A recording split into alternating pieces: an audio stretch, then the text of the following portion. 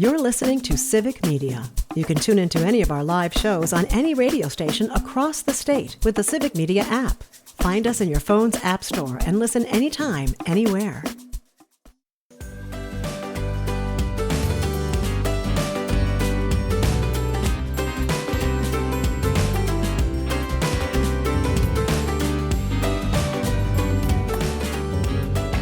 Live across Wisconsin on Civic Media, you're listening to Mornings with Pat Kreitlow, powered by Up North News. Now, from our Lake Wissota studio, here is the founding editor of Up North News, Pat Kreitlow. Hey, good morning. It is 7:06. Nice to have you back here up north on this Monday morning, September 15th, 2025. Joined as always on Mondays by Dr. Kristen Lyerly and by Up North News reporter Selena Heller. Selena will tell us in just a couple of minutes about an unusual, more colorful, not your typical protest that took place in the Chippewa Valley last week. That's on the way. Brittany should be back tomorrow to give us all the weather news, but you, of course, can catch the forecast throughout the day on your local Civic Media station. But in the meantime, Rob doesn't take a day off out in Tigerton, where he says good morning. It's fair and 54 degrees. It was really a very beautiful weekend. Saturday had a mowing job and went to the Tigerton Lions Club steak fry. It was excellent with great steak. Sunday, watched some football. Then took around the countryside, seeing the changing colors of the leaves, and took some pictures for my social media and for my friends. We are definitely getting to that time of year with the leaves are like right there, just about to pop, depending on what part of the state you're in. I posted one of Rob's pictures. They are absolutely beautiful. And Rob also sent me an article about some disability benefits that are in danger right now because of the Trump administration. So I'll be making a little TikTok video about that later today. Thank you, Rob. You have been a TikTok machine recently. Well, there's a lot of information that people need to know, and it's great to be able to put it into a bite-size clump and let people have a conversation about it. I wouldn't call your videos a clump.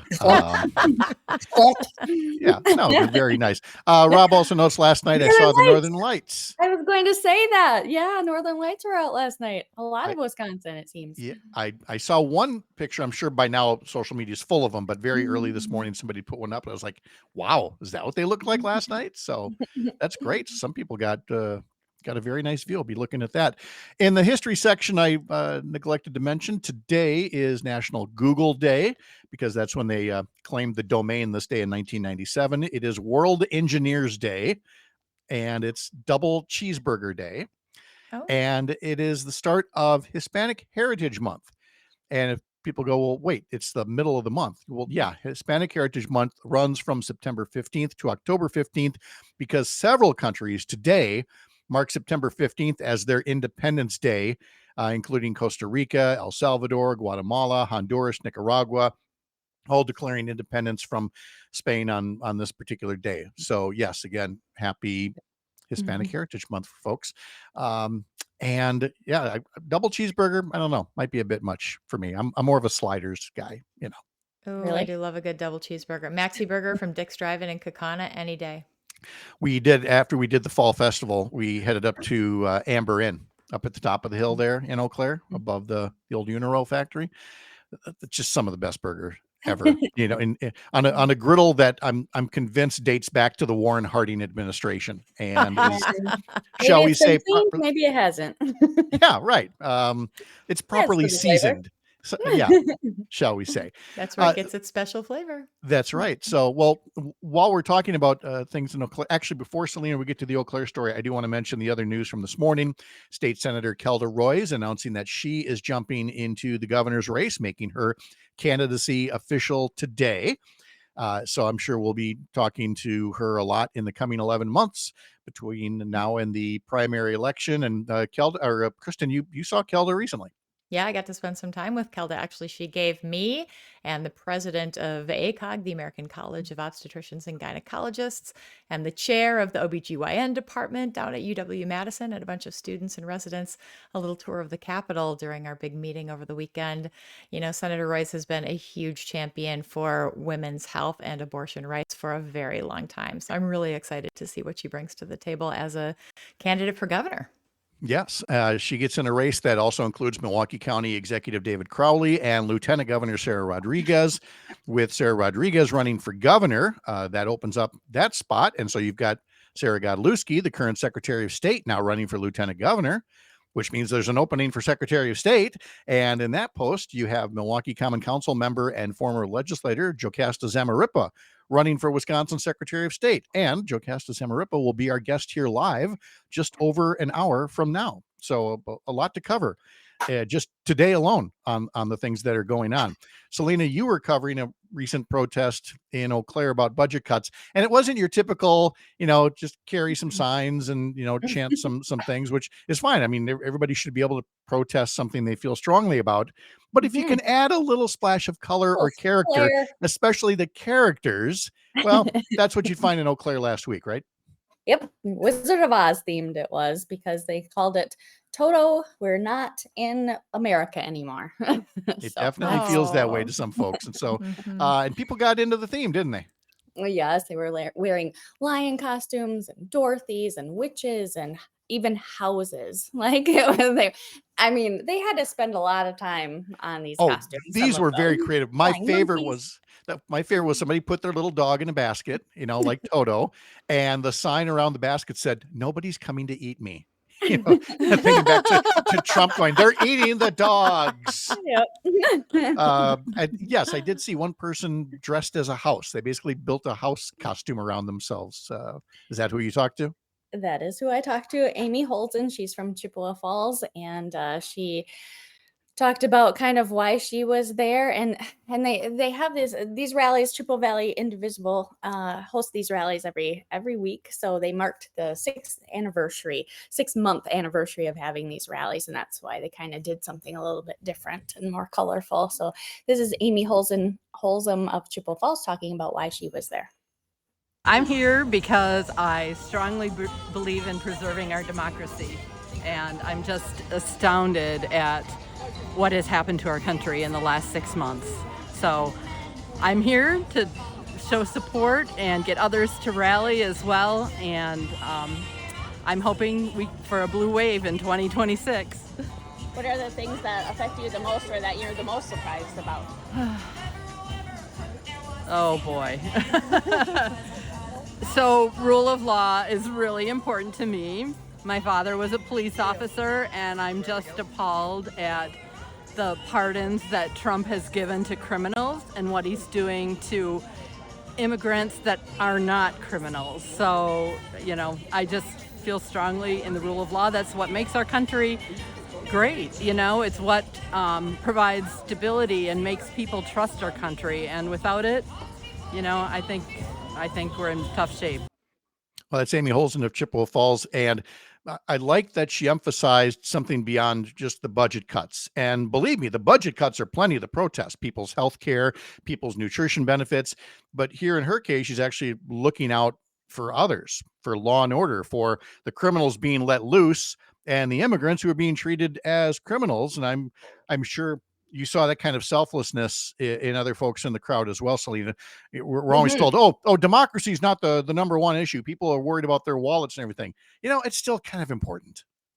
Well, and that was the thing too, because along with the Wizard of Oz theme, it was, the words of Glinda the Good Witch still hold true today. And that was kind of the sentiment because Glinda said, and it was, the rally is talking about coming together to fight for each other. And so Glinda says, "You've always had the power. You've had it all along, my dear." And so that was kind of the theme of helping each other out and banding together to kind of come together to fight all of these things. Krista is our representative, Glinda. You can concur with those remarks. You talk to people who it's about the budget cuts for some people, but it's about taking care of each other for other people. I think that for most people, they are tired of politics. They are tired of the rhetoric. They just want to live their lives. And that's why they're worried about the cost of goods and services, because that is real for them. And the whole democracy thing seems very tied up with politics. But the truth is, All of that political stuff is what makes prices higher, is what makes it harder to find a job, is what makes it more challenging to get an education. So it is important to engage in whatever way you can. And it's delightful to see things like this happening where people don't have to be hardcore. They can be creative and fun, but still acknowledge, hey, this isn't what we have, what we want to see for the future of our country. Well, especially when you consider that people look at others who protest and think, oh, they're just always angry about something, and that anger is the fuel for protests and demonstrations. And that's not necessarily so. That these are friends and neighbors who still have a sense of humor about things, but want to, express a particular point of view. And this isn't the only example of that. There's also the example in was it Superior? Was it Superior or Wausau? Gosh, I lost track now. For Congressman Tom Tiffany's office, where they tend to turn the lawn sprinklers at the office building for Tom Tiffany's office just coincidentally seem to come on when there are protesters outside of Tiffany's office. And so one day they showed up in when the sprinklers came on, they took off their top layer, and there they were in swimsuits and flippers and snorkels and things like that, and turned it into a beach party, because you got to have a sense of humor about these things. Yeah, they played beach music, had umbrellas, and they were ready, and they were dancing around. Yeah. Art and joy and music will save us. Trust me, lean into it. Yeah.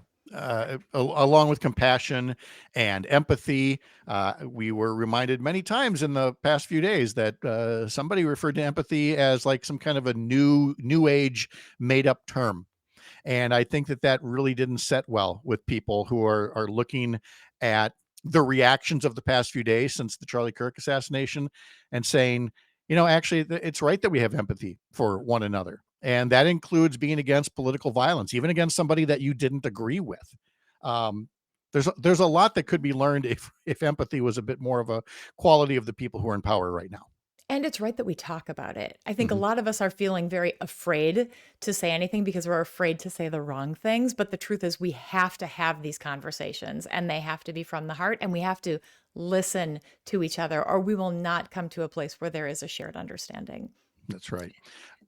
Yeah, Sonia, go ahead.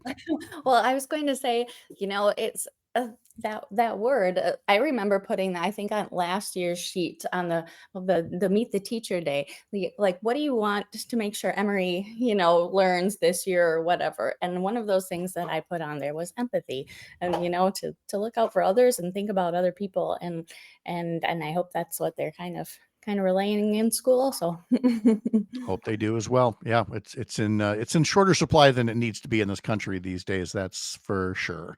Let's take a look at sports here at 7:18. You had the Brewers playing the St. Louis Cardinals over the weekend, and they did clinch a place in the playoffs. So there will be postseason baseball for the Brewers, but there's still plenty to play for, because if they're currently, best record in baseball, the top two records get a bye in the first round. And as we know, the Brewers have not done well in the first round of the playoffs.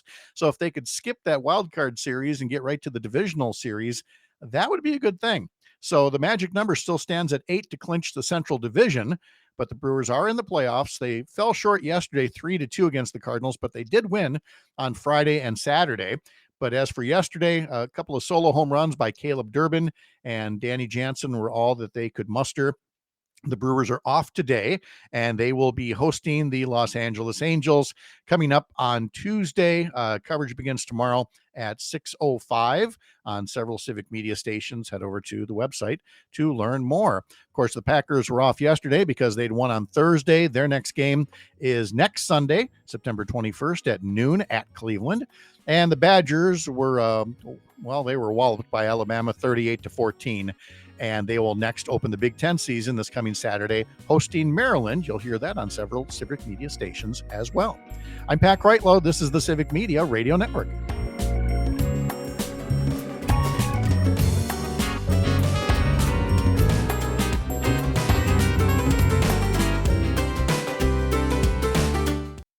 You're listening to Civic Media. Stay up to date on the latest news and information for your local community and Wisconsin by signing up for our free email newsletter. Visit civicmedia.us/email to get started.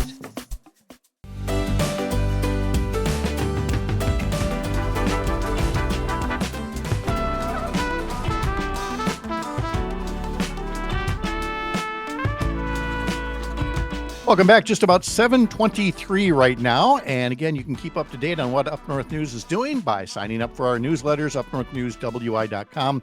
Click subscribe up in the top banner.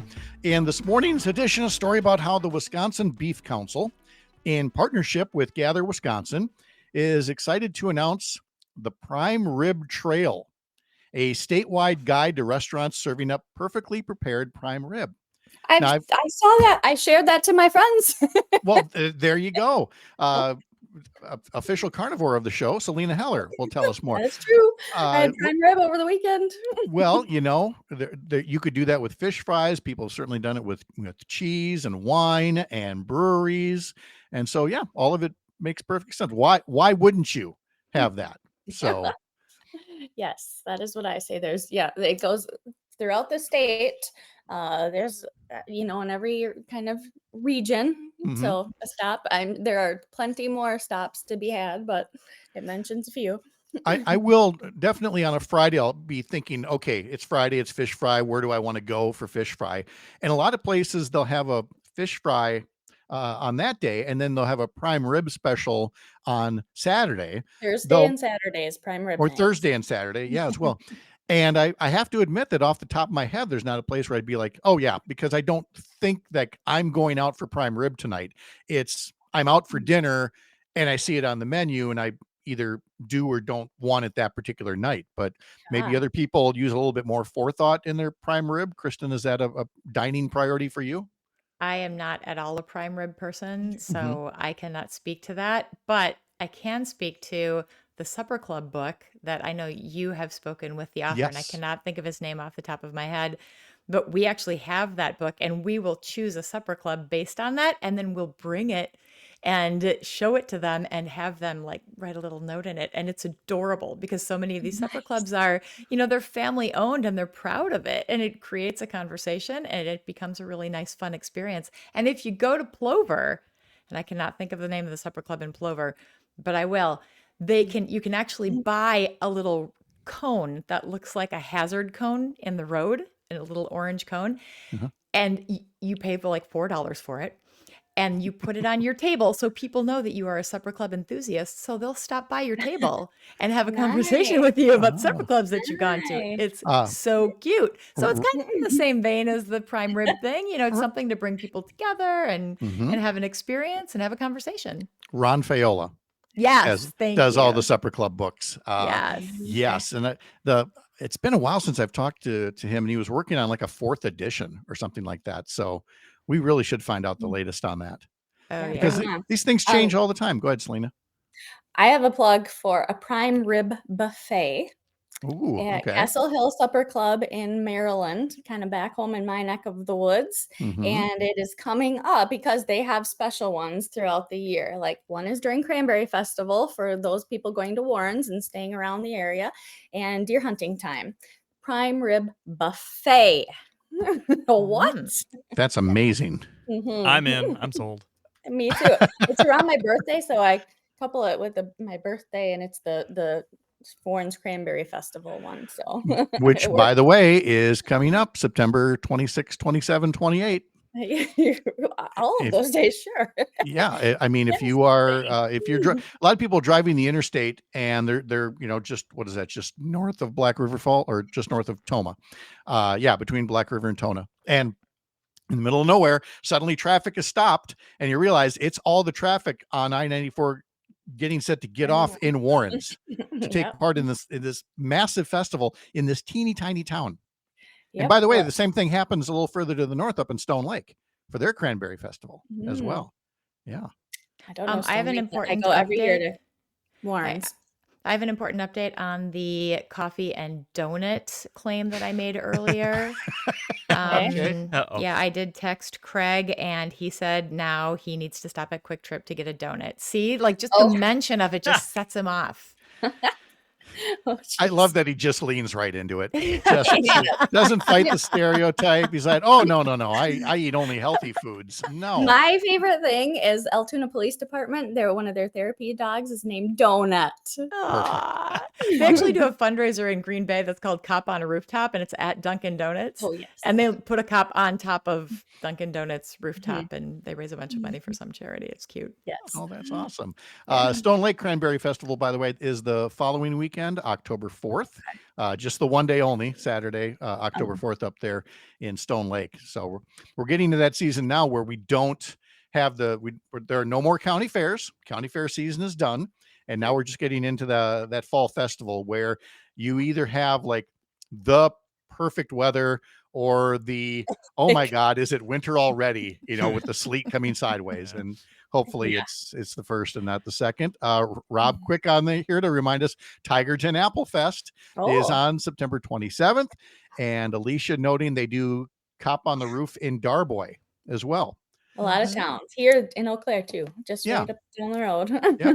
And Tony reminding us, who doesn't lean into donuts? Exactly. I'm getting hungry myself. I was going to say at the fall festival was one of the food trucks was their specialty was flavored mini donuts.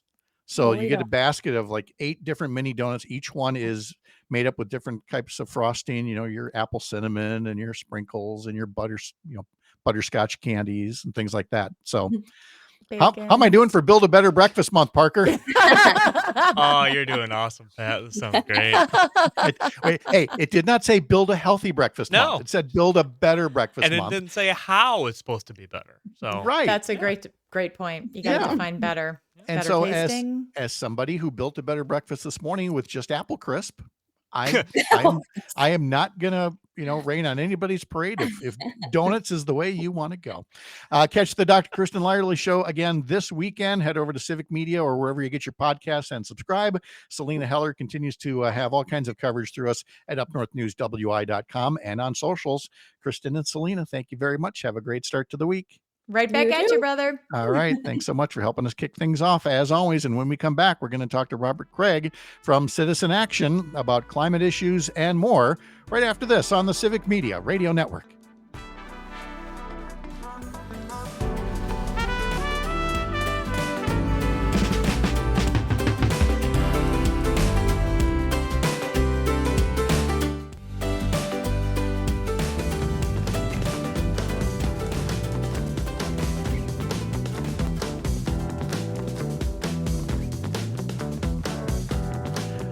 Welcome back on this Monday morning, September 15th. Nice to have you here across the Civic Media Radio Network. We were mentioning earlier the Prime Rib Trail, story about that in this morning's newsletter. You can be sure to check that one out. There's also a story in there on how to apply for FEMA flood relief if you're in Southeast Wisconsin, now that disaster aid has been released. And a reminder that tomorrow is National Voter Registration Day. So it is a good reminder to maybe go check your own status at myvote.wi.gov. There's no election anytime soon, which means now you've got the time to get registered without all the pressure. Double check your registration because sometimes voter files, get cleaned up or modified. So Voter Registration Day is tomorrow. That reminder coming from our newsletter at upnorthnewswi.com. One group that is especially good at reminding you to get registered to vote and get up on the issues is Citizen Action. And Robert Craig is the executive director for Citizen Action of Wisconsin, citizenactionwi.org. Robert Craig, good morning. How are you? I'm good under the circumstances. Always great to be with you, Pat. I was going to say that's kind of the evergreen answer since January. We completely understand that. And we, as part of our Movement Mondays, where we try to get in touch with all kinds of groups that are working to, defend and enhance democracy and focus on all kinds of issues. I mean, Exhibit A has to be Citizen Action in terms of, choosing those high priority issues and educating voters about them. There is, let's start with climate, because you actually have an event coming up that's related to the climate, which to me seems quite appropriate, given that if there's been there've been many themes from the current administration, but one of them is certainly dealing with not just denying that we have a changing climate, but being hostile to it. and doing everything possible to kill the march toward a new generation of jobs and clean energy, and instead go back to as much, coal and oil and fossil fuels as possible. And Citizen Action is among the groups saying, on behalf of a majority of Americans, not so fast. So what's going on? Well, there are mobilizations all over the country, actually. Some are calling it Sunday. So you're absolutely right. The science doesn't change, and this is a supermajority position. Most people think that there is a climate crisis and believe we should do something and take the action directed.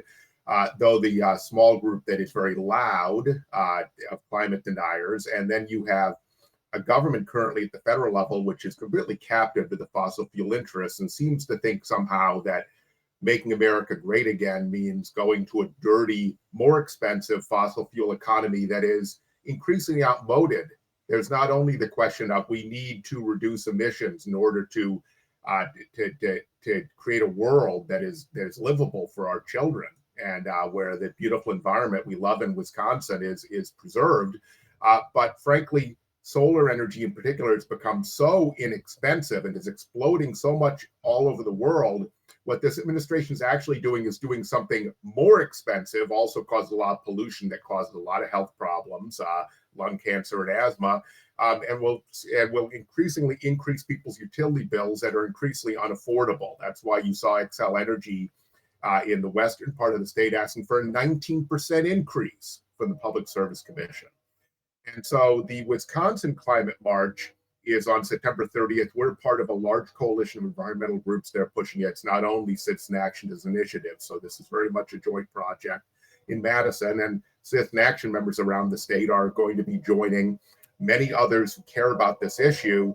And where we are, Pat, is we can't stop this administration for the next few years doing what it's going to do. But it doesn't change the science. It doesn't change the fact that we, to prevent runaway climate change, need to cut emissions in half by 2030. That's 5 years from now. It simply puts the onus on state government and local government. And so as we go into this last legislative session of before big elections that could change, and elections that will determine who the governor is and who controls the legislature, it's critical to make this a key agenda item for a new legislature, because the science doesn't change, and the fact that the federal government's doing the reverse of what it should be doing cannot stop us from addressing this situation.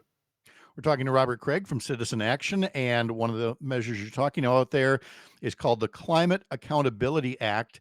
It would require the legislature to pass a concrete and enforceable plan to cut greenhouse gas emissions in half by 2030. And maximize the economic benefits for all Wisconsin residents. And Citizen Action puts it to its members quite clearly. Does your state legislator support it? And go ahead and call and ask your state senator, ask your state assembly rep if they support something this concrete, this tangible, to get us off of fossil fuels and into a new direction, which really comes to the heart of what Citizen Action is about, is asking questions and sharing information. Sometimes it's through deep canvassing at the doors, but sometimes it's just asking pointed questions of your legislators instead of just waiting for the speeches and the press releases, is to say, hey, where do you come down on this? It's a very direct method that Citizen Action has when it comes to information and education, right? Yeah, you put it very well, Pat. We're trying to create clear issues for people so you can understand what is taking serious action on the climate crisis and what isn't, because frankly, that gets muddled and muddied in legislative politics and by both parties, quite frankly. And so there was actually a lot of resistance, even among Democrats and some progressives, to introducing the Climate Accountability Act, as we worked on it with our members across the state and our organizing cooperatives and with allied legislators. But once it was released earlier this year, Pat, it quickly drew 33 co-sponsors, including a lot of moderates. And all it does is it requires the state to do what is scientifically minimally necessary to prevent runaway climate change, which is have a plan to cut emissions in half. Divisions tend to come once you talk about what the plan is.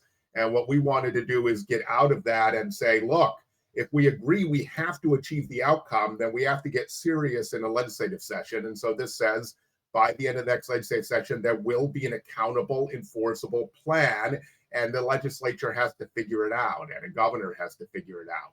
And so we're continuing to roll this out across the state in different regions and try to build support beyond 33. But what we've learned is that if let's say the legislature changes hands, that'll be a big fight in 2026. Let's say you have a Democratic quote unquote trifecta, that is Democratic state assembly, state senate, and governorship. It's our experience, and that this is what happened when the 2 years Democrats had full control in the 21st century, a decade and a half ago. If the agenda isn't already set, the legislature won't actually reach agreement, even if it's a Democratic legislature. So this is trying to set a bold agenda that will actually address our major problems, climate crisis being one of the major ones. But of course, there are others, like our funding and education, like the healthcare crisis. Or like the one I was going to bring up next, the Hospital Accountability Act, because again, hospital monopolies can actually threaten a community's health. And so once again, Citizen Action has a Hospital Accountability Act and asking, does your state legislator support that? What is it that people should know about hospital monopolies and the way that they impact Wisconsin healthcare? Well, we need to understand that, speaking of the science, the research is overwhelming that the primary driving reason for healthcare inflation, which is, healthcare is so unaffordable, people, that most people over half of people with insurance are skipping care. They have insurance, but they don't think they can afford the co-pays, deductibles, and all the surprise medical bills, because you never know what the bill is going to be after any significant medical interaction. And that makes them sicker, and they don't get the care and preventative care they need. Wisconsin in the 1980s deregulated the hospitals. The Hospital Association, their trade association, said the market will take care of it. We used to regulate how much they can charge, just like utilities. Energy utilities have to get their rates approved. Often we think the government commission, the PSC, approves rate increases they shouldn't, but at least there's an approval process. Not true with hospitals. And then the other thing is that they used to be able to have to get approval to build new expensive things, new hospitals, new facilities, to make sure that it was actually needed and wouldn't increase prices. We got rid of both those regulations. They've consolidated and become even bigger and bigger monopolies, and they've dramatically increased prices so much that in Wisconsin, we have the highest hospital cost in the Midwest and the 5th highest in the country. And they're more than triple what is charged to Medicare, which is a sufficient rate in our wonderful Medicare system. And so we've been working with Senator Jeff Smith, a good friend of yours from the western part of the state, Eau Claire, and a lot of the rural areas south and west of Eau Claire, and hope to introduce that this fall. But it would restore regulation of what the price is, and it would also restore state approval to build expensive new facilities. And it would therefore approve them if you're building facilities in underserved areas, like rural areas that have a lack of hospitals, lack of birthing centers, et cetera, and urban areas like in Central City, Milwaukee.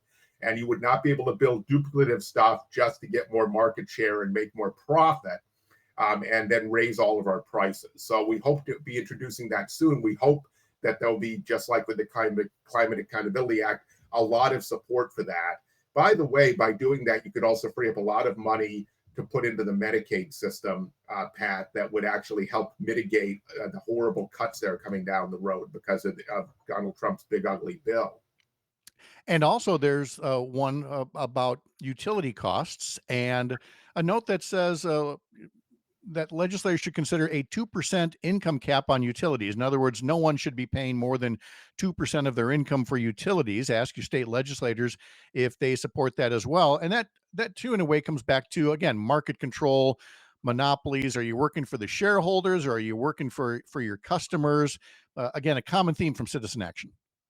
Yeah, I was just talking about the hospital monopolies. Utility monopolies, they have a legalized monopoly. They're the only ones that can provide power within a service region.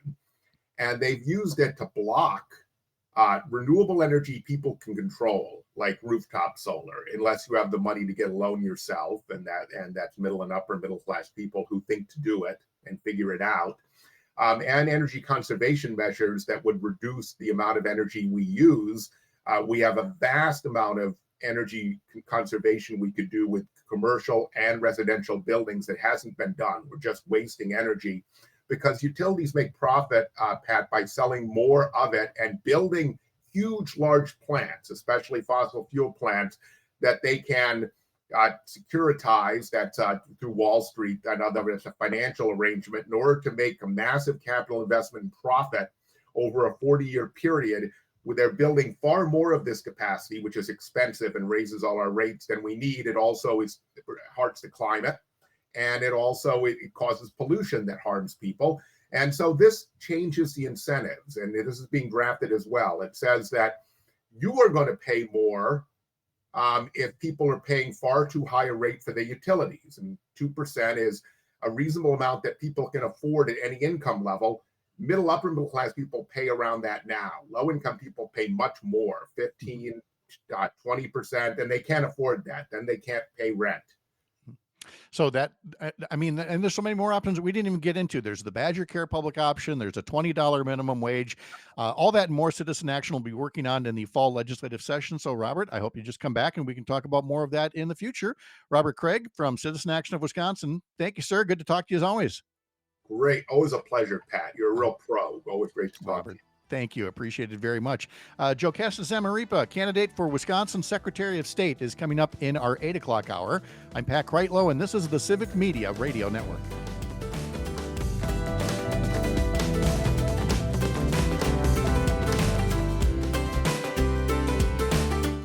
You're listening to Civic Media. Find the latest news, information, and archives of all your favorite shows on the Civic Media website, civicmedia.us.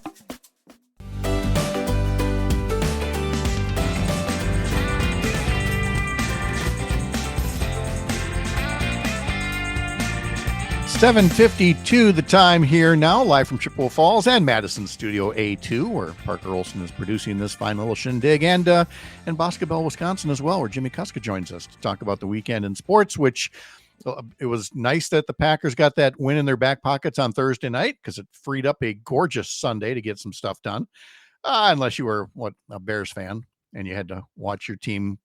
How many points were scored on the Bears by Lions? 52 points, I believe. I think they just scored again, actually, Pat. I just looked over. So, no fun. Jimmy, how are you doing?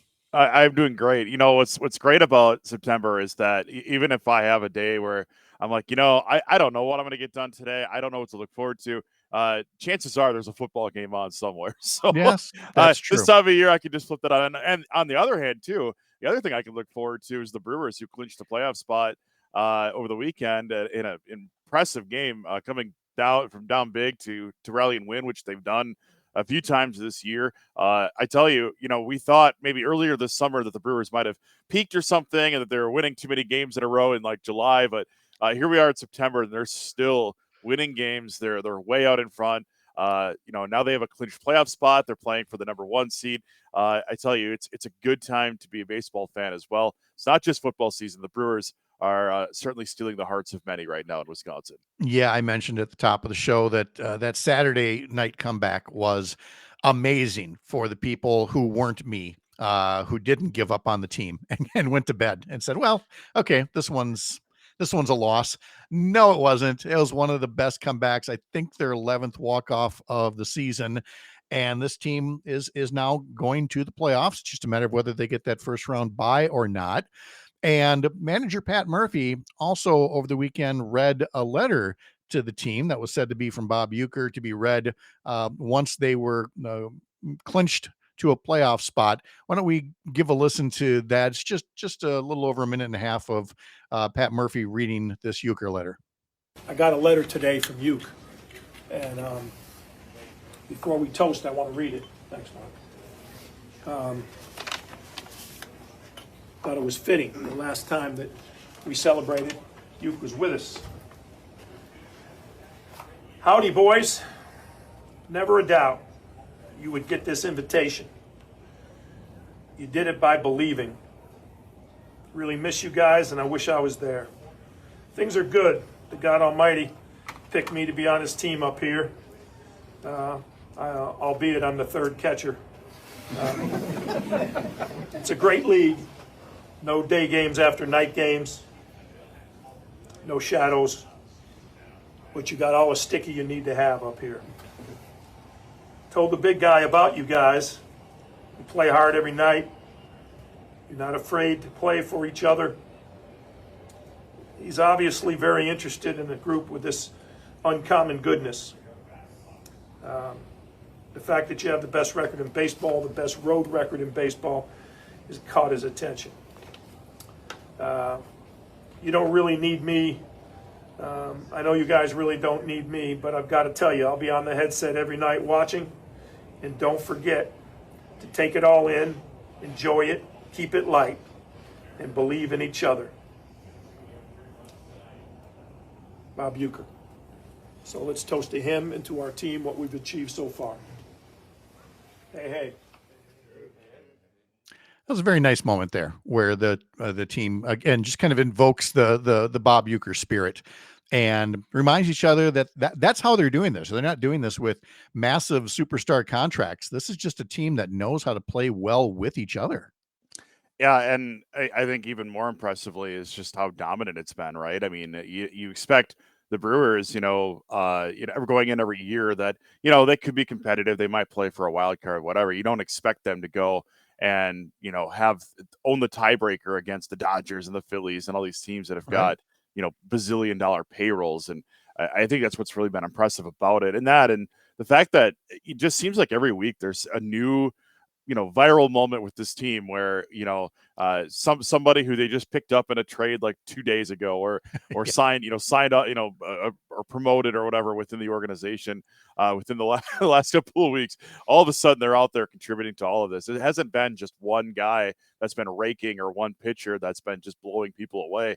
It's been everybody. And that's been the most exciting part of it, is that you don't go into the postseason having to rely on one or two guys. It's all 26. And I think that's just a testament to just how well the Brewers have developed, how they've managed not having the payroll of other teams. That's what makes it exciting. It makes them an incredibly easy team to root for. Well, and I'd come back to the coaching as well, because the Cincinnati Reds, the number of outfielder collisions that they had over the weekend was, just embarrassing. And that, you can blame some of that on the players, but there's definitely an element of coaching involved in that as well. Brewers are off today. They continue the homestand tomorrow against the Los Angeles Angels. Coverage begins tomorrow at 6:05 on several Civic Media stations. The Badgers played Alabama over the weekend. Well, the Badgers were in Alabama. They were on the field. They weren't the only team in Red having a tough weekend from the state of Wisconsin. But, yeah.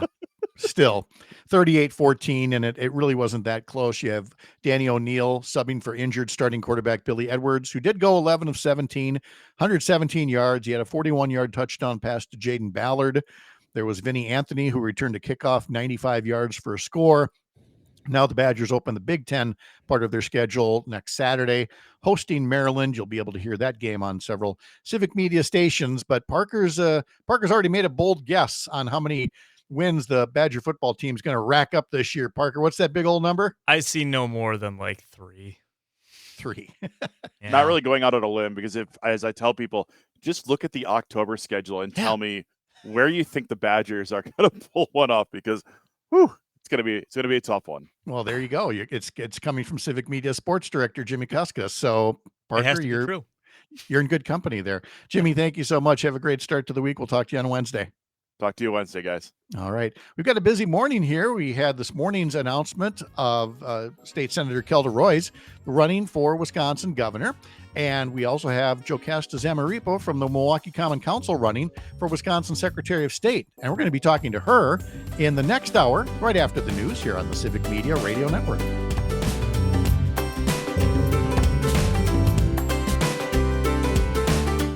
The national news cycle never stops, but it can be hard to find news about your local community. Civic Media is dedicated to providing quality local and state news coverage across Wisconsin. With the Civic Media app, you can get notifications about local stories that matter to you and your community. Find the free Civic Media app in your phone's app store and choose notifications from the menu to tell us what kind of news you want to hear about.